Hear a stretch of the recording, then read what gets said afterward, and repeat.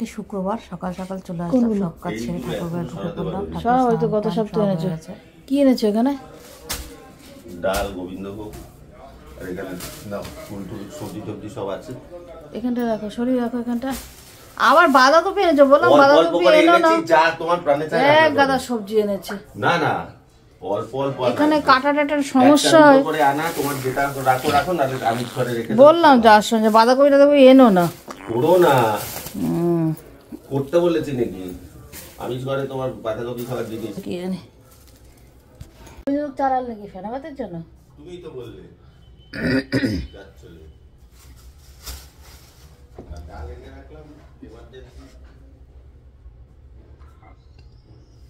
ঠিক আছে, সেরে উঠি। পায়ের সামনে বটিটাও রাখলে, এটাও রাখলে, এইদিকে আসো কথা দিয়ে। ঠিক আছে, সে আমি যাবো কোন। এই দেখো সব সবজি এনেছে, বাঁধাকপি, ধনেপাতা, লঙ্কা, আলুগুলো দেখো গ্যাস বেরিয়ে গেছে। তোমার দাদাভাই না কোনো জিনিস অল্প আনতে পারবে না, বলি মানে অল্প আনো, বেশি আনলেই দেখো দুজন খাই লাগে নাকি। এটা দেখো একটু হয়ে এসছে, এটা দিয়ে দেবো।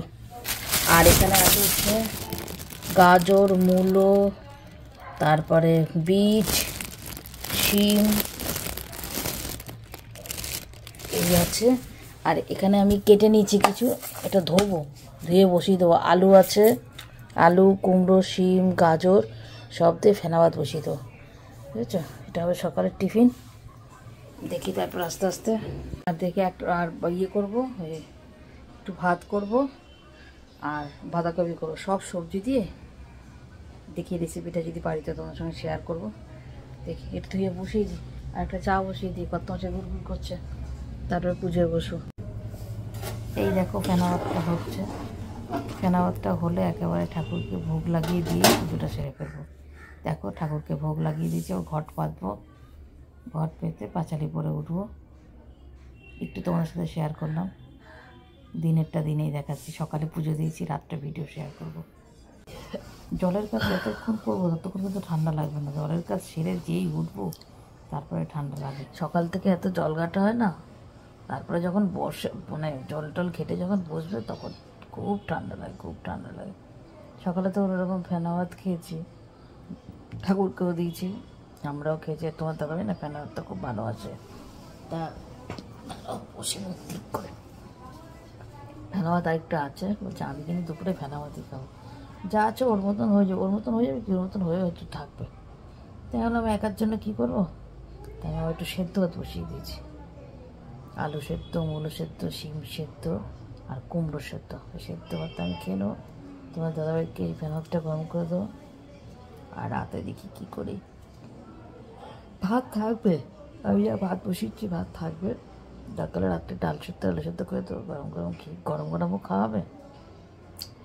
আর সেদ্ধ ভাত তো ঘি দিয়ে খেয়ে নেবো। আজকের দিনটা ঠিক এভাবেই গেল, এভাবেই কাটিয়ে দেওয়া যাবে আজকের দিনটা। কী করো, দুজন মাত্র মানুষ, যা আছে হয়ে যাও। আমি আবার একার জন্য কী করবো বলো, ওই জন্য আর কিছু করলাম না।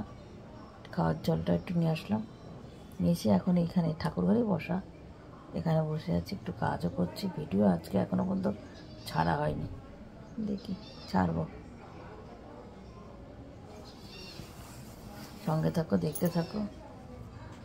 আজকে ঠান্ডা পড়েছে খুব, ঠান্ডা তো ভালোই লাগে, কিন্তু জল না ঘাটলেই ঠান্ডা ভালো লাগে, তাই না? আর জল ছাড়া কোন কাজ হয় বলো, জল ছাড়া কোনো কাজ হয়?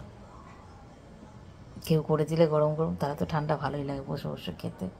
ঠান্ডার মতন আর কোনো কাল হয় না, কিন্তু কাজ করতে গেলেই তখন।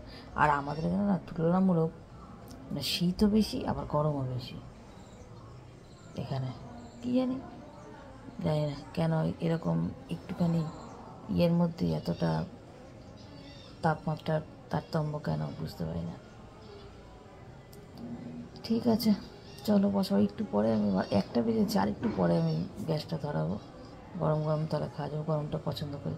আর বিশেষ করে সেদ্ধ ভাত তো আরই গরম ভালো লাগে। চলো।